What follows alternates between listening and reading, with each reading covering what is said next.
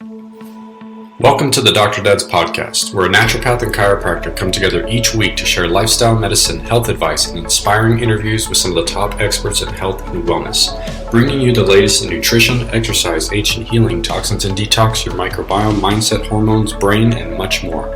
Stay tuned. We're going to teach you how to experience growth daily.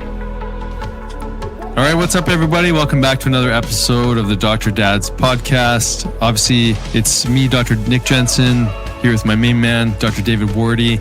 He's a chiropractor in South Texas, in a little place called El Paso. I'm rocking the Great White North in Canada, Vancouver, which is actually right on the border. So we could go a whole lot further north in Canada, but we're neighbors, very close neighbors of our U.S. friends. So if you haven't tuned into us before, Dr. David Wardy, what are we all about, man? Like, what's our thing? Buddy, we're all about wellness, health, optimization of health, longevity, mindset. I mean, we can just keep going, man. We kind of take that nice holistic picture to the max, right? Mind, body, soul, all of that. And, you know, today I'm excited because we've had a lot of guests lately and I haven't gotten to just like chat and have our conversations because I feel like we have some of our better content when it's just you and me versus having guests sometimes. So you bet. Yeah. Let's dive in, man. So we've been talking to a lot of people in these past podcasts. We've had neurofeedback with Peak Brain Fitness. What's another one? Peak Brain Institute, I think. Or Peak Brain Institute. Firmtech. Yes, we're going to have conversations about that. Some fun conversations. Yeah. You got some stuff to share with that one. I do. And Diego's here today, so I might have to have him step out of the studio while we're talking about that.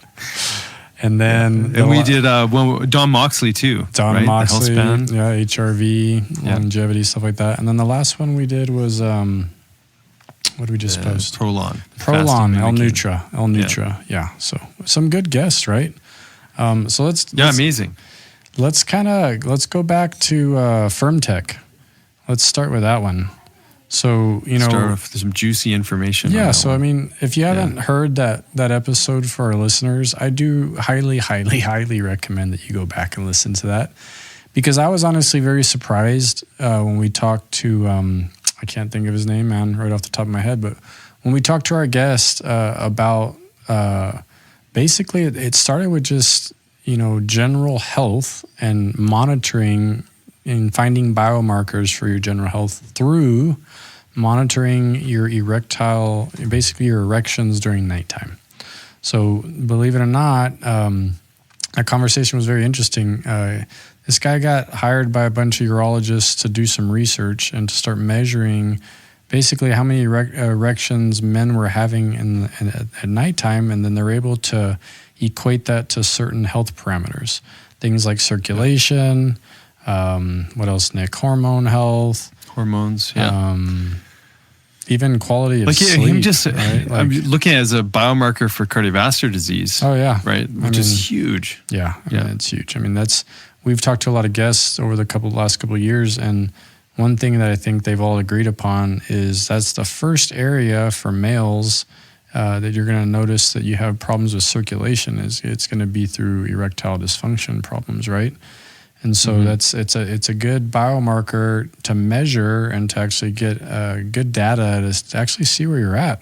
And I think he said for people in their 40s, we're supposed to have like 4 to 6 erections. I think nocturnal erections at night on average is good in your 40s. But they basically have data showing, depending on how old you are, where you should be with these type of things. And like Dr. Nick's saying, first bit here is cardiovascular health, and then you can kind of take that one down to like hormones. And I mean, even when we talked about like, should I be eating late or should I be drinking alcohol before I go to bed, and how it's going to affect my sexual performance and my sex life and things like that. Yeah. And then now the fun part, man. So what I got out of that episode, which was very interesting, is he did challenge us to try a cock ring. You know, it's funny, and he brings it up in the podcast, but he talks about how it's very taboo with a lot of people that have never used them before, right? What was it that he told us? He's like, oh, you can always tell who's used one and who hasn't, right? he made a joke about something like that. And he's like, oh yeah, I'll ask the doctor, like, hey, have you ever used a cock ring? And he's like, you can always tell the ones that haven't because they get all weird and they get all funny and like, oh, I've never used anything like that. He's like, and then I don't need one of those. Right. And then you'll ask one that has used it and they're like, oh yeah, why, do you have a better one? Like, yeah. And what does he say? He says there's rock hard and there's cock ring hard. So I honestly wanted to put this to the test. And honestly, from the conversation that we had, I was like, hell yeah, I'm going to try this thing out. So I ordered one, bud. So I ordered one. You know, I talked to my wife about it and explained to her, you know, the conversation we had. And I don't have any issues with erectile dysfunction. I don't have any issues in that department. For me, it was like I wanted to see performance in the bedroom, like what kind of changes, what kind of difference I would get wearing a cock ring versus not wearing one. So one of the things he did share us is about the hardness of the erection you're going to get. Dude, there is no comparison. Like, he wasn't joking. Like, there's rock hard and there's cock ring hard. Like, night and day difference. Okay, I can honestly tell you, like, that was one of the first things I noticed. The second thing is, like, he says girth, right, would be better. And you do get more girth and things like that, as it is noticeable. Also, interestingly enough, the sensitivity goes like super heightened for some odd reason. I mean, there's more blood flow. You're getting more blood flow in the head of your penis, and there's a whole lot more sensitivity, a lot more nerve endings there, right? But it's amazing how much more sensitive you get, but at the same time, you're able to last longer. It's a very interesting That's feeling. an interesting combination, because for most it would be quite the opposite. Well, no, and I'm going to share this with you. Yeah, so when I first used it, I was like blown away with how much more sensitive everything was, right? The feeling. But also at the same time, I felt like it wasn't going to last, but then I was just lasting, like I was good. And it was just it was very new feeling, sensations, right? All that stuff, you know, while we were having intercourse and making love or whatever. And it was interesting. Like, I lasted longer. I had a much harder erection. And then the third part, which was honestly, it sealed the deal for me, was he said, your orgasms will last longer. Remember, he said they'll probably double, if not triple, with the length of your orgasm. So I would tell you, maybe in my sex life previously, probably the longest orgasm I've probably experienced, maybe 8 seconds, maybe 9 seconds of just continuous, you know, ejaculation. Bliss. Yeah. Yeah. Dude, it doubles easily doubles with this thing. Like, wow. I had it, a couple weeks ago or last week, I think my orgasm probably lasted about 18 seconds. Like, it's like the end of the roller coaster ride. Oh, dude, it keeps on going. It's incredible. Like, you honestly, it honestly is. Like, you ejaculate, and then you're used to that normal length of ejaculation time you're gonna have, right? And then it just keeps going, and it keeps going. Wow. And dude, like, so no joke. If you ever get to see this video, you're seeing my eyes get all big and stuff. But I'm a believer, man. And I don't mind admitting that. You know, it's something that I'm going to admit that I thought taboo a little bit, right? You think about, you kind of fit those things in that type of box. And sometimes you never open that box the rest of your life. And I told myself I didn't want to be that guy. I was going to give this a try and see if it was something that, you know, I enjoyed and was of benefit to me. And buddy, I don't think I'll ever have sex without one again. So for people listening in, so let's say, is there any downside to, like, hold on a second, sweetheart, I got to put my cock ring on. Does it affect the flow? Well, it's funny. Is it, like, any issues there? Because like that might be a thing for people. Like, oh man, slowing down. You got to put this device on. Any disruption there for you? That was a good question, man. So, you know, it was funny. Remember when we talked to him, he's like, these things have come a long way. He's like, if you look at the old school ones, it's just this like crappy plastic that you wrap around the shaft of your penis. They've designed this thing really well, man.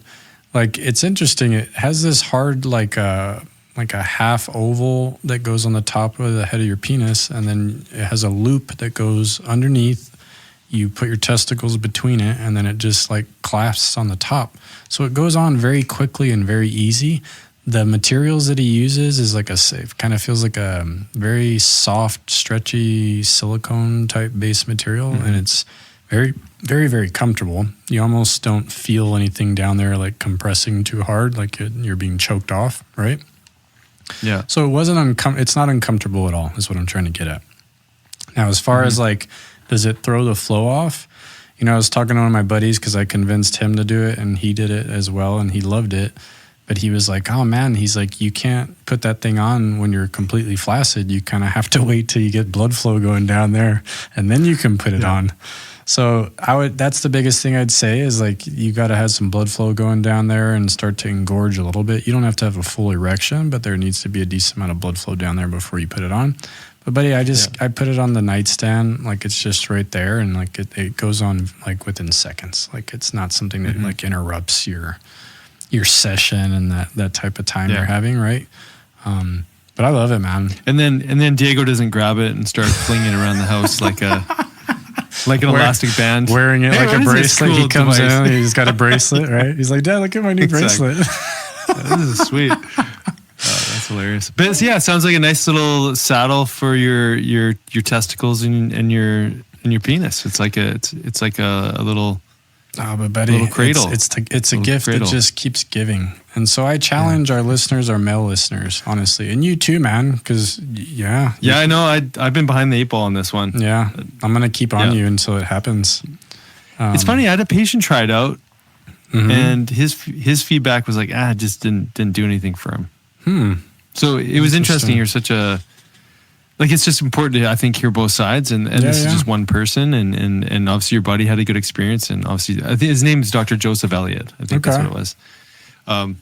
I mean, that podcast with him, I mean, the guy's hilarious, and I think you have to be funny when you're in this, niche with men, and just sort of making it a little bit easier to communicate. And I think that you did a great job of explaining your experience, because it's one of those things where, it feels taboo, but actually if it's going to enhance quality of life, because I mean, if you're having better sex with your partner, it's more enjoyable, you're lasting longer, she's feeling more pleasure from it, that's a huge win, and that's a big quality of life change. Well, let's talk about that piece. So I was curious, not just of what it was doing for me, I wanted to honestly know from my wife, like, well, are you seeing any changes for you? And, oh, dude, she's like, oh, absolutely. She says that she's more sensitive, like there's more of a feeling there, and she's like, I don't know how to explain it. She's like, there's more sensitivity there when you wear it versus when you don't for me. So I don't know how that's happening on her end, but she's a big fan, man. Like I don't want to say that we had a crappy sex life before, because we didn't. I would tell you we had a pretty good sex life as far as frequency and how often, but when I brought this into the bedroom, it definitely is increased frequency of both people wanting to have more sex. So, well, that's cool. So, and I'm guys, I don't get kickbacks from this guy. Me and Nick don't make any commissions off this thing. Like, this is just honest feedback. Like, we have more sex since I bought that than before. So if you want more sex in your life with your marriage and you're looking for something to change it up, I do challenge the men that listen to this podcast. It is worth a try. It's not that expensive. I think it's like $60, $50. It's easy to apply. You just talk to your partner about it and just give it a whirl, man. I mean, you have nothing to lose. That's the way I went into it. And I'm really happy that I gave it a try, because like you said, it's just something that can be very taboo for a lot of people. But, me and Clarissa have been married 15 years, and we just kind of laugh about these things, because it's like, oh, we just upgraded our bedroom time. It's just like you're just adding some more flavor to it, right? That's cool, man. I mean, so there's a couple things on his site too. So one, we started this conversation on like the diagnostic aspect of it, and then this is like the playtime aspect of it. And so there's one is for tracking erections and whatnot. That one I don't believe is the one that you'd be using for fun. No, so they're different. You got the one that's for playtime. Right. Yeah. So like Nick was saying, there's two. You can buy one just for like performance in the bedroom when you're having sex, and then the other one is just for the data and tracking. It's kind of like an Oura Ring for your dick and balls. For your dick and balls, pretty much. Yeah. Yeah. Love it. Okay. Well, if that doesn't leave people hanging and wanting to check out the website, should keep Yes. There's a joke in there somewhere, but Yeah. the point is that, check out the website, check out that show that we did with Dr. Elliott. And I think that was really insightful to hear your feedback. Yeah. I'm a fan. Bigger smile on your wife's face. Who doesn't love better sex, man? Right? Yeah. It's amazing. It's amazing. Okay. Well, that was one. That was an important episode. What else we got? We talked a little bit about, with Don Moxley, we talked about HRV, we talked about health span and longevity. And there's an interesting conversation in here because we had multiple conversations with different people on this concept of living more years on the planet. But Don Moxley did a fantastic job of just breaking down the length of morbidity, like living with suffering essentially, versus living more years on the planet. And it's always, you never really know how the conversation to go with certain people. And we don't always have full alignment with every guest that we bring on. But David and I had some great back and forth about perspectives on health span and longevity that I think are a worthwhile conversation. So why don't you dive into it, bud? After we talked to Don, we got one view of longevity, right? And then we had another guest, and I don't believe we posted his podcast yet, but he kind of put longevity in a very different box. And so let me just compare the two because this is worth a conversation. This is what me and Nick were talking about. And Nick had a lot of good points, and I love you for that, man, because you kind of challenged me to kind of step back a little bit and be like, okay, we need to look at all perspectives and just kind of our listeners need to hear it all. But, the perspective that Don brought to longevity was it's more about health span as we age. And we don't want to be in this morbidity type of span our last 14 years of our life and be suffering and be draining our bank accounts and because we're constantly in and out of doctors because we don't have our health. And so he talks about doing things now, right? And he gave 4 really good things. I think one was movement, and then he gave, I think it was food and eating. Supplementation sleep, was I think his was third, one. sleep, and then he encompassed all those into purpose. And so that was very powerful, and I was very in alignment with what Don was saying because, this whole longevity talk, I feel like it should be more about health span for people as they're going through life versus this other type of things that's being slanged out on social media and the media right now, which is David Sinclair, which is, we're going to live till we're 200 one day. And the human body, we're going to be able to live, 140, 150, and this is possible, and da-da-da-da-da. And they're having this whole conversation with all these things that are coming forward in science that are potential for human beings to live, make it an actual thing for people. But my argument with that is what percentage of the population is going to be able to afford those types of things when that is possible? Yeah. Because these things are going to be very, very, very expensive to have done. I mean, you're talking about probably the wealthiest people on the planet are the only ones that are going to be able to afford these things. Or you have celebrities and people that have the money to spend like that. But the average everyday person, that is not a reality for them. That is not going to be a reality for most people. And you're talking about probably less than 1% of the population that will be able to afford to do those type of things. Do you remember that movie?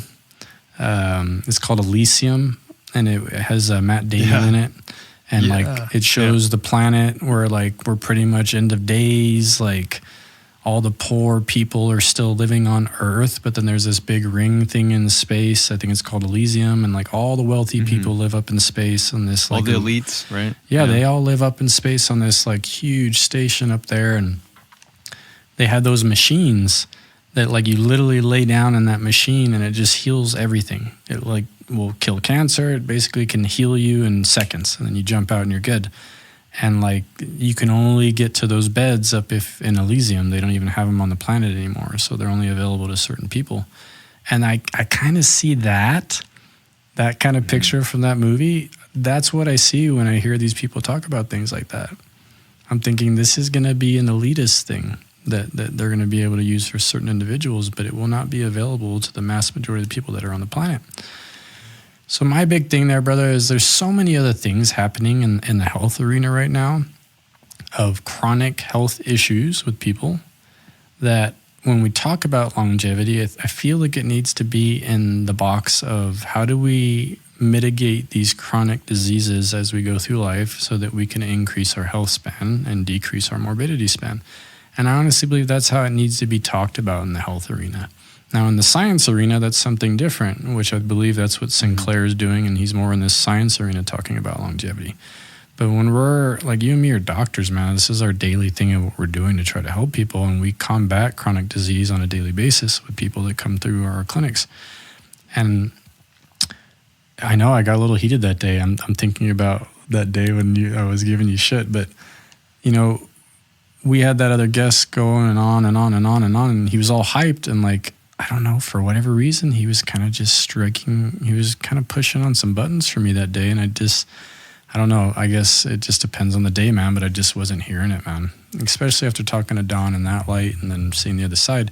But Nick was very honest with me. He's like, dude, we got to look at all perspectives. This guy's just excited about what the potential for human beings is, you know, in the future and things like that. But it's really hard to see it that way with what we do. Like I'm saying, like if I was just an average Joe, I could easily listen to both of those and see the perspective on both. But when you're a doctor and you live it and you watch people suffer and you watch people struggle with certain chronic health issues, I think it's a little harder to see some of those things the way you want to see them and from that perspective, to be honest. Yeah. No, I think you did a good job explaining that, because there's an interesting phenomenon that I know Jordan Peterson talks about with regards to people who live in poverty-stricken parts of the world. So let's say Africa or India or some of these things. People don't give a shit about climate change. They don't give a shit about like pollution. They just don't care about any of that stuff because there's no capacity for that. They just have to figure out where they're going to get their next meal from. You know what I mean? And it's a similar kind of conversation here. You can have someone who's got this like big giant perspective of all the cool AI and technology and all the cool things that are coming down the pipeline and its potential to live longer. And maybe that comes from a fear of death, you know, so trying to run away from death. And there's a whole like sort of existential reason for why people maybe want to live longer on top of it. But it's interesting because the people that we see, to your point, they're sort of stuck in that same poverty-stricken sort of reality where they're in crisis mode. They're stuck in chronic inflammation. Maybe they're on a few different medications. They've been diagnosed with several different illnesses. They don't care about living past 100. They just want to see maybe their grandkids grow up. They want to have a little more energy. They want to move better in their bodies. And so perspective is everything. And so it's easy to have a conversation about potential while neglecting the whole reality that of the people that we see on a daily basis. And, you know, not to get all political, but this is one of the things that gets me really excited about the changes that are happening for you guys in the U.S. and seeing people like Robert F. Kennedy Jr. getting a bigger stage to speak on and have a conversation to come into a political arena that actually speaks to core issues that all of us are dealing with right now. Yeah. And great, let's start with that conversation, to your point. And then maybe in 10, 15 years, let's see where that goes to, you know. But yeah, keep the science conversations in the science arena. Keep the conversation around health and water quality and food and air and you know, all these environmental impacts and the daily choices that actually make a difference right now. Well, buddy, you like framed that beautifully, because I'm 100% with you. There's just these other issues that I feel like as a species, right, on this planet that we should be working on versus trying to live till we're 200. Like we have all these other problems, like you're saying, clean air, clean water, like pollution, like plastic issue, like freaking plastic everywhere, right? Our oceans are dirty. I mean, there's all these other things that science could be using their brains to help us. But no, let's live longer on a planet that we're not going to be able to live on in another 100 years. I mean, and I hope I'm not wrong here, so I'm pretty sure I'm not, but they talk about the human species as a process of de-evolution because of the state of our planet, okay? And instead of us coming up with solutions to fix our planet, we're trying to figure out how to leave our planet one day, and that makes no sense to me, right? So it's kind of like that argument in the health arena with, well, let's live longer even though we're probably not going to be able to be on this planet that much longer. It doesn't make sense. For me, it's just like wasted energy and wasted time and wasted resources. And you can see this is like deep embedded, man, because it's kind of like, as a species, no, we can't collectively get together. There's greed. There's, like you're saying, there's politics. There's all these other things that are always involved with these type of problems. But the reality, man, is everybody understands, like you're saying, as we age, we want to feel well. We don't want to feel like shit. You want to get into those latter years and still enjoy your life. You want to enjoy your family. You want to, enjoy whatever time you still have. You're probably not, the majority of the people on this planet aren't thinking about, well, I want to live another 100 years. No, most of these people are like, I want to wake up without pain. Or I want to wake up without energy. Or I want to be able to go to sleep and have a good night's rest. Or I want to stop hurting and being chronically inflamed or having digestive problems all the time. Or, like, it's different for everybody, but there's so many things that we need to work on with science and in the health arena that I think that's where all of our focus needs to be right now in the longevity type of picture. Yeah. Beautiful, man. Well, it's, so on that note, brought up RFK, if you don't mind. I don't mind jumping into that. I was going to say, like, on that note, how are you feeling about everything? Dude, I'm pumped. So, like, I was 100% RFK. I'm not big into politics, but I was 100% behind him and the agenda that he wants for our country and what he's trying to do of making America healthy again. And when he jumped on with Trump, I wasn't for Trump. Honestly, this whole presidential election, I think we were screwed either way, to be honest with you, and that's just my opinion. But we had to pick one, right? And so when he got behind Trump, I was like, okay, sweet. So at least Trump maybe will try to work on these type things if he gets elected. So then I was like, okay, I'm going for Trump because we need this massive reset within the corruption of like the FDA. And a bunch of these other government type of things we have going on that are regulating like what type of medicine we're allowed to use in this country for our health. The quality of what's in our food is a big problem. There are other countries that have literally outlawed a lot of the things that we still are pumping into our food in the U.S. And they outlaw them because the science is very clear about the effects of what they're putting in our food, like these food dyes and carcinogens and all these types of things that they're adding into our food that honestly don't even need to be there. You go to other countries and you look at the labels and they don't use the stuff that we put in our food, and it's the same damn products. I think I've told you that story about a friend of mine that he moved to Australia probably like 15 years ago, and he was obese and overweight when he was here. And he struggled with his weight. And the moment he went to Australia, within 6 months, he lost like 45 to 50 pounds. And I asked him, I was like, dude, what are you doing? Because I saw a picture of him and he's like, I haven't changed anything, man. He's like, I'm literally eating the same stuff. He's like, but the food over here is so much cleaner that I'm not toxic. And like his hormones and all these other things cleaned up and he lost all that weight. And so it's kind of disheartening when you hear about all these other countries. Other countries are very health conscious. They have at least enough people and not corruption going on in their country that they have a brain and they're like, oh God, this stuff's killing us. Let's not put it in our food supply. But in the U.S., you have politics, you have corruption, you have greed, and you have people that like, well, what's the cheapest shit we can throw in our food so we can sell it in bulk and it doesn't cost us money and we can make the biggest markup, right? Versus thinking of the consumer and their health and making a quality product. And so I'm pumped, man. Like I put a post up the other day for RFK where he's basically telling the people at the FDA, save your records and pack your bags because you're out, man. He's going to go in and clean house. So I don't know what I think Trump's going to put him in a big position to go in and basically clean house, but you couldn't pick a better individual to do this because one, he is already armed with everything he needs because he's been suing these people for decades, man.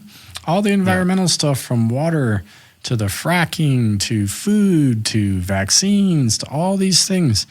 He's been suing these people. He has all the data. He has all the science, all the proof, all these things. So, buddy, we're going to see a very big overhaul, I think, here within the next year of what is allowed in medicine and what's going to be allowed. Things like stem cells and peptides and all these things that the FDA is trying to regulate because it competes with big pharma. You're going to see a lot of shift there. big pharmas, they're probably like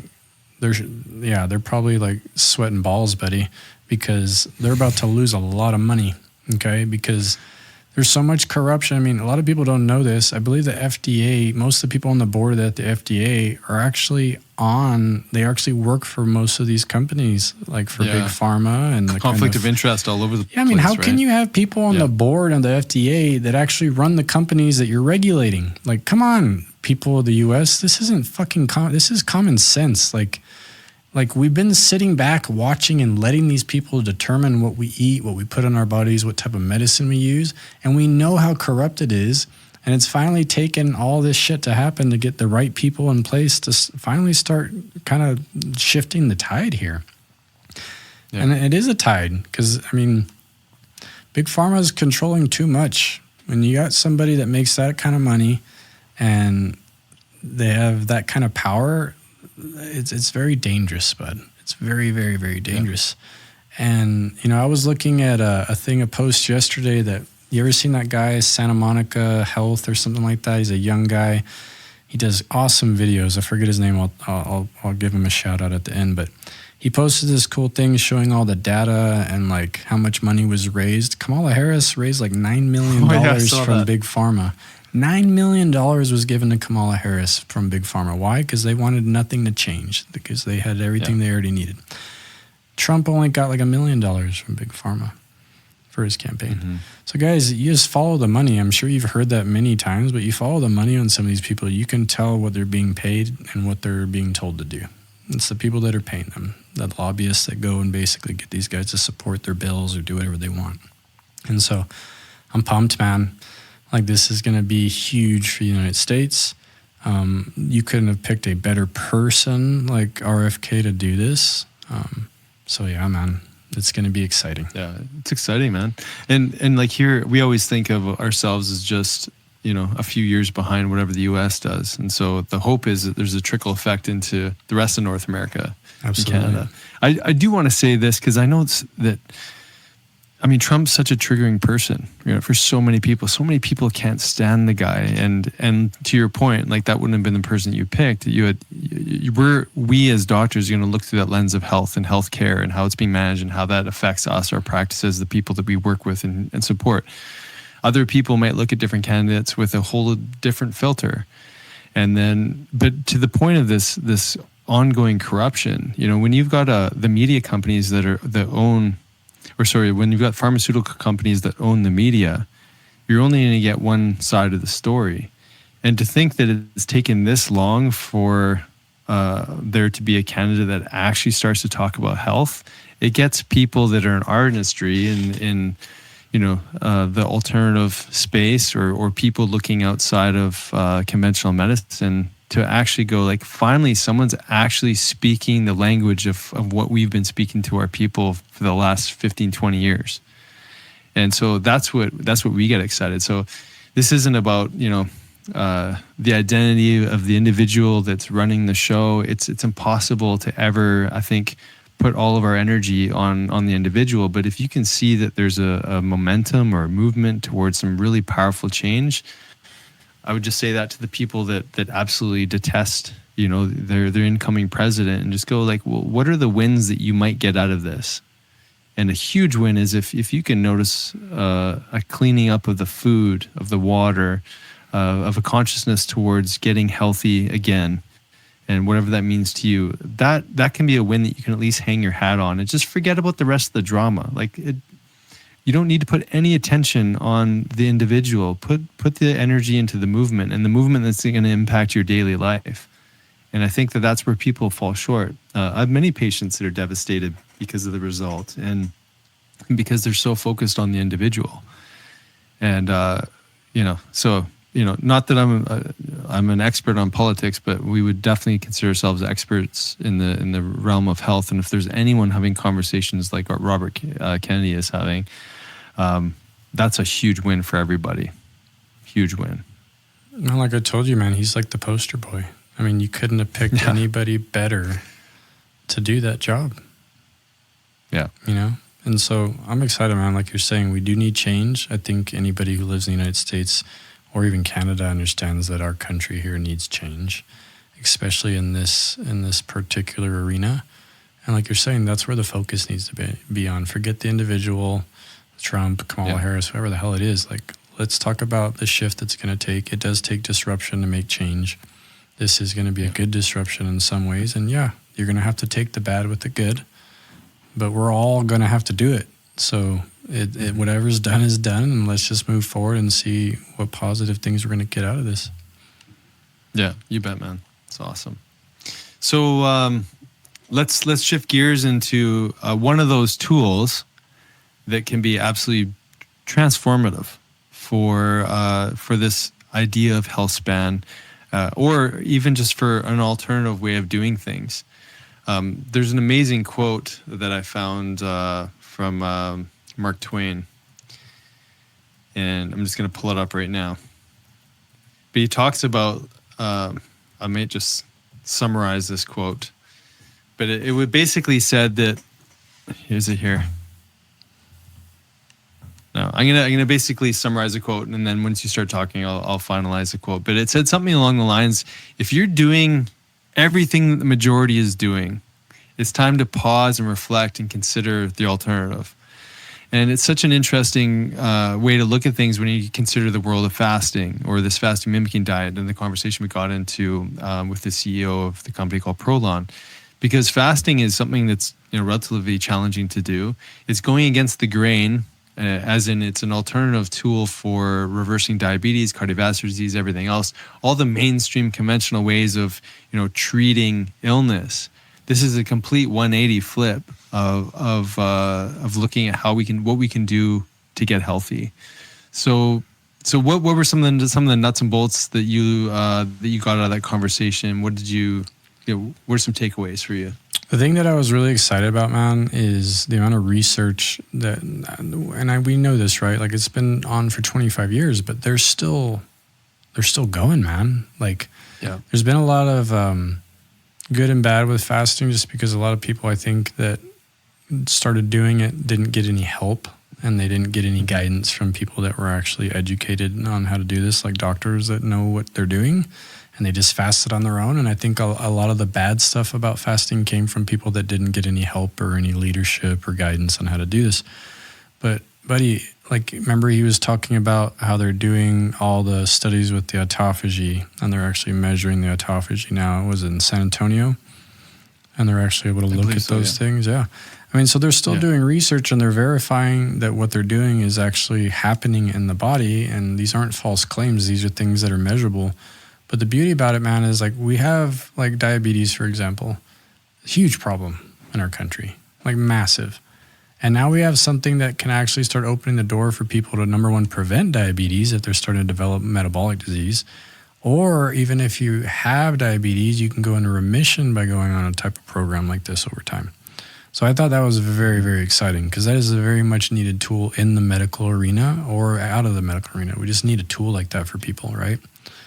The other big thing was, I liked when we got into the longevity aspect of it, and he was just talking about 3 times a year. Like, do it 3 times a year. It's 5 days, 3 times a year. And he's like, it's going to help you live longer. It's going to help you be healthier. It affects these huge health markers that we know improve with longevity. So you see the longevity aspect, you see the disease aspect, and then, like he said, just for some people, it just may be like a weight loss thing, type thing. They want to do weight reduction. But it's no longer just like everybody's doing it, this is a fad. The science backs it up. We have these companies like L-Nutra that are developing really clean, healthy products to help us do this safely. And then, like we talked, there is benefits to actually doing this type of fasting, where you actually eat a little bit of food during your block fast, and the science actually backs that up as well. So things like helping with your gut microbiome and mitigating the muscle wasting and some of these other things that you can get from just doing water fasting. So all around, man, it's really neat to see that they've taken Prolon and now they're doing L-Nutra, and then they're just taking it further to kind of address these issues in the health arena. Yeah, you bet.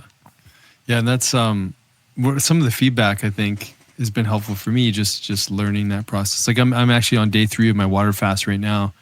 But I've been consciously adding a little bit of the Body Health Power Meal here and there. I still use my amino acids, and eventually I'll do another Prolon experience as well. But the idea of just too much restriction, again, for people who are new to fasting, it can be very challenging to move right into a water fast. And so the fact that you're getting similar-ish results, but with less wasting away, less hormetic stress of completely avoiding food altogether, it's an amazing tool. And that's kind of what I wanted to hit home on that Mark Twain quote, which I found here. So whenever you find yourself on the side of the majority, it's time to pause and reflect.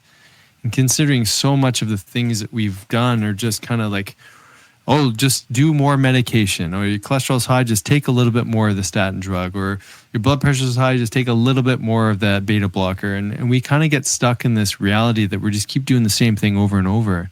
And it requires, like, fasting is a complete change in the daily routine. It's a massive disruption. It's a 180-degree turnaround from the things that most of us are doing, and stuck in this world of chronic consumption. And these guys just made it so easy. I can't remember, have you done a Prolon before? I haven't done it. I've sampled some of the food because when we were with Pompa's group, they broke open some kits and we got to try, like, I think I tried some of the crackers and just saw some of the soups and stuff. Soups or something. I haven't tried it, but I did talk to Clarissa and we're going to do it. We're going to probably do it in January after the holidays. We'll do our first one at the beginning of the year. And I may do a group deal at the clinic where any of my practice members that wants to do it with us for those 5 days can jump in on that. But yeah, I'm going to try it, man. I had that little bit of exposure about 3 years ago or 4 years ago with Prolon. But after talking to Dr. Antone, and man, I really liked that guy. The beautiful part about, he's a medical doctor. He studied at Johns Hopkins. He went to Harvard, right? And the guy was in the medical arena for not that long, and he's like, this sucks. He's like, we're not helping anybody. Like, I want to be in a part of the medicine where people get well. Like, that's why, what he said when he's like 7 or 8, he wanted to be a doctor. And so he just shifted gears, and he went into the arena within the medical field where he knew he could start helping chronic disease, and he couldn't have picked a better place to do that, man. Mm-hmm. Yeah, you bet.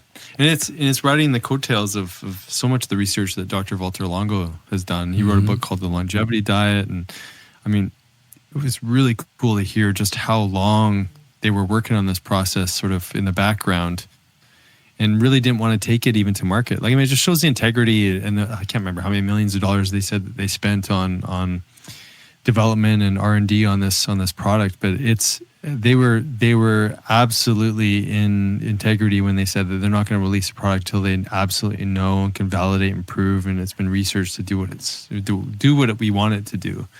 And to find that kind of sophistication with a very easy to follow plan sure makes it like user friendly. And I could just imagine, like the amount of people that could access that, because relatively speaking, cost is not that, like, it's doable for most people. I mean, obviously there's people that are under that, but it's doable for most people because it's basically the cost of what you're going to be spending on food for those 5 days. And so the price point even with it is reasonable enough to implement into your life. Like, it could be twice a year, 3 times a year, once a year. Well, and even, they dropped it, right? Because it was more when it first came out. Yeah, they did. I remember, if I'm not mistaken, when it first came out, it was like $350. I think, for the 5 days. Somewhere around there, yeah. And I remember having that argument. I'm like, golly, like, people aren't going to do this. Like, it costs more than just eating during the week. And, and he admitted that. He's like, we honestly realized that, and we dropped the price. I mean, that says a lot, right? Because you need to make it available to the people that need it. And a lot of people that have diabetes are in the lower income bracket, man.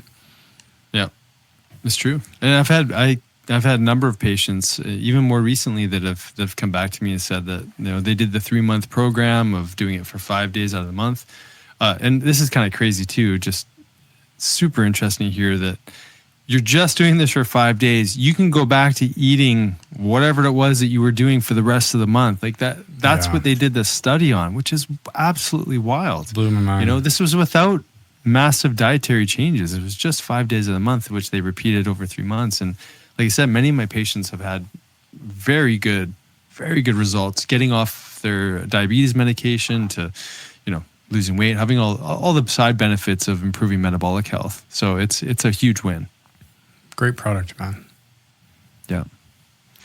So, bro, that was a bit of recap for the last 4 at least, right? Or a few of the 4. We did 4 good. or 5. Yeah, we got through a bunch. Yeah. So what is your? I mean, the New Year's coming up soon. It's crazy that it's almost December, man. So fast, man. We're gonna be it'll be Christmas very quickly, right? Just stay busy, man. What kind of intentions are you setting into your New Year? New Year, buddy. We're still growing at the clinic. We're trying to add on next year, and so there's a lot of changes going on in the workspace. I want to be able to help more people, and to do that, I've got to have more space. So honestly, I would tell you that the intention for next year is growth for me. Love it. Yeah, on the professional side. But yeah, man, I'm just kind of closing up the year right now and trying to get my bearings before we take off again, because it gets very busy in December going through January through about March, April, man. So the next 4 or 5 months are going to be busy for both of us. I'm sure it gets busy for you as well. You bet. Yeah. Yeah. There's a lot of people that try to come in, use the rest of their benefits for the end of the year too. And then January is a big kickoff season to get back into their health, right? Yeah. It's been an interesting year, I got to say. Like, I think a lot of people have been sort of in some form of hibernation and stress, just even with this upcoming election. It's funny how many people it rattles. But I feel like people are just starting to sort of come out a little bit more. And I think for those that are definitely looking through the lens of opportunities in greater health and, healthcare and, environmental cleanup and that kind of stuff, like with some of the momentum that RFK is putting out there is really exciting. So I think that there will be a really big momentum shift towards more self-awareness, more global awareness, more community awareness around the things that we can do to get healthier. So I think for you, like to be in an expansive state come January, it really rides on the coattails of that energy. Absolutely. Of coming out of that cocoon, right? Yeah, absolutely. It's big. Man. Very big. Very good, brother. My brother. Okay, so we got a couple fun podcasts coming up in the next few weeks. We're going to be diving into homeopathy. We got one on, it's another one. Oh, a stem cell one coming up soon. And one on sexual health in the new year. So there'll be some fun new conversations to have, and we'll do these little solo sods, as we like to call them, to recap and connect. And so stay tuned, everyone. Thank you for tuning in. Brother, love you, man. It's been a while. Love you too. Thanks for listening. If you enjoyed today's podcast, please be sure to subscribe to the Dr. Dads and share with your family and friends. You can also follow and interact with Dr. Nick and Dr. David on Facebook and Instagram for a daily dose of inspiration and the latest in health and wellness. Be well.